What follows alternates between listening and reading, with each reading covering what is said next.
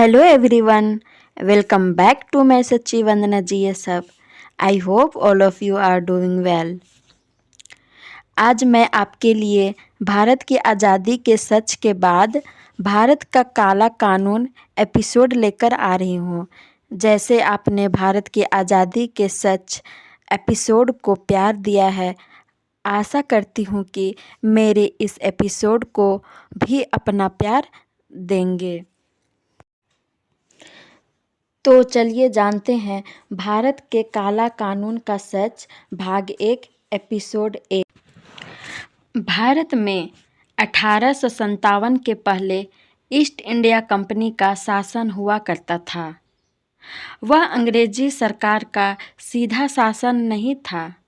1857 में एक क्रांति हुई जिसमें इस देश में मौजूद 99% अंग्रेज़ों को भारत के लोगों ने चुन चुन के मार डाला था और 1% इसलिए बच गए क्योंकि उन्होंने अपने को बचाने के लिए अपने शरीर को काला से रंग दिया था।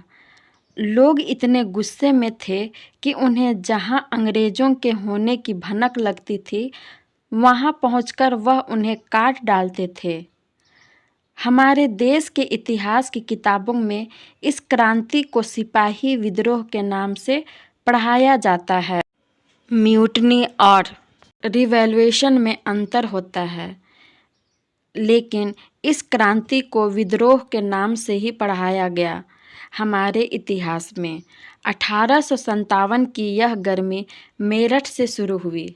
इस क्रांति को मेरठ के सैनिकों ने शुरू किया था, लेकिन एक आम आदमी का आंदोलन बन गया और इसकी आग पूरे देश में फैली और 1 सितंबर तक पूरा देश अंग्रेज़ों के चंगुल से आज़ाद हो गया था। भारत अंग्रेज़ों और अंग्रेजी अत्याचार से पूरी तरह मुक्त हो गया था, लेकिन नवंबर 1857 में इस देश के कुछ गद्दार रजवाड़े ने अंग्रेज़ों को वापस बुलाया और उन्हें देश में पुनर्स्थापित करने में हर तरह से योगदान दिया। धन, बल, सैनिक बल, खुफिया जानकारी जो भी हो सकती थी उन्होंने दिया और उन्हें इस देश में पुनः स्थापित किया। और आप इस देश का दुर्भाग्य देखिए कि वह रजवाड़े आज भी भारत की राजनीति सक्रिय है।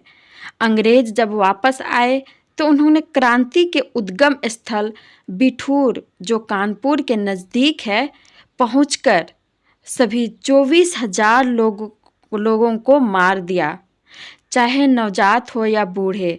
बिठूर के ही नाना जो पेशवा थे और इस क्रांति की सारी योजना यही बनी थी, इसलिए अंग्रेज़ों ने यह बदला लिया था। उसके बाद उन्होंने अपनी सत्ता को भारत में पुनर्स्थापित किया और जैसे एक सरकार के लिए ज़रूरी होता है वैसे उन्होंने कानून बनाना शुरू किया। अंग्रेज़ों ने कानून 1840 से ही बनाना शुरू किया और मोटे तौर पर उन्होंने भारत की अर्थव्यवस्था को ध्वस्त कर दिया था, लेकिन 1857 में उन्होंने भारत के लिए ऐसे ऐसे कानून बनाए जो एक सरकार के शासन करने के लिए ज़रूरी होता है। आप देखेंगे कि हमारे यहाँ जितने कानून हैं वह सब के सब 1857 से लेकर 1946 तक के हैं। 1840 तक का भारत जो था उसका विश्व व्यापार में हिस्सा 35% था। दुनिया के कुल उत्पादन का 43% भारत में पैदा होता था और दुनिया की कुल कमाई में भारत का हिस्सा 27% था। यह अंग्रेज़ों को बहुत खटकती थी, इसलिए आधिकारिक तौर पर भारत को लूटने के लिए अंग्रेज़ों ने कुछ कानून बनाए थे और कानून अंग्रेज़ों के संसद में बहस के बाद तैयार हुए थे। उस बहस में यह तय हुआ था कि भारत में होने वाले उत्पादन पर टैक्स लगा दिया जाए, क्योंकि सारी दुनिया में सबसे ज़्यादा उत्पादन यहीं होता है और ऐसा हम करते हैं तो हमें टैक्स के रूप में बहुत पैसा मिलेगा। तो अंग्रेज़ों ने सबसे पहले कानून बनाया।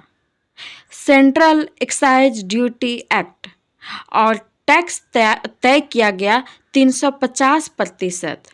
मतलब 100 रुपये का उत्पादन होगा तो 350 रुपया एक्साइज ड्यूटी देना होगा। फिर अंग्रेजों ने सामान के बेचने पर सेल्स टैक्स लगाया और वह तय किया गया कि 120% मतलब 100 का माल बेचो तो 120 CST दो। फिर एक और टैक्स आया, इनकम टैक्स, और वह था 97%। मतलब 100 रुपया कमाया तो 97 रुपये अंग्रेजों को दे दो।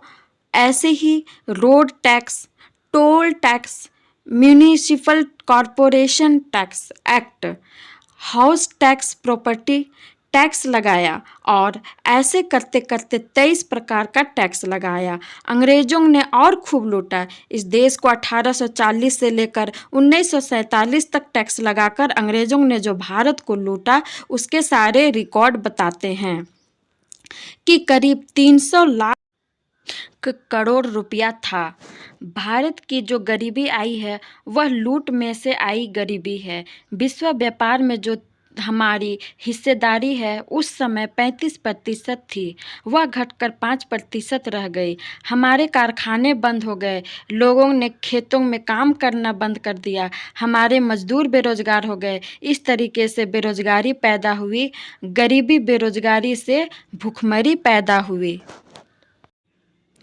और आपने पढ़ा होगा कि हमारे देश में उस समय कई अकाल पड़े थे। यह अकाल प्राकृतिक नहीं थे बल्कि अंग्रेजों के खराब कानून से पैदा हुए अकाल थे।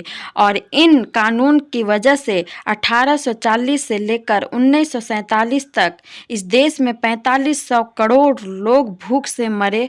तो हमारी गरीबी का कारण ऐतिहासिक है, कोई प्राकृतिक, आध्यात्मिक या सामाजिक कारण नहीं है।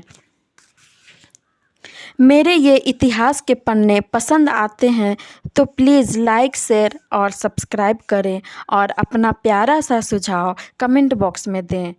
Thanks for watching videos.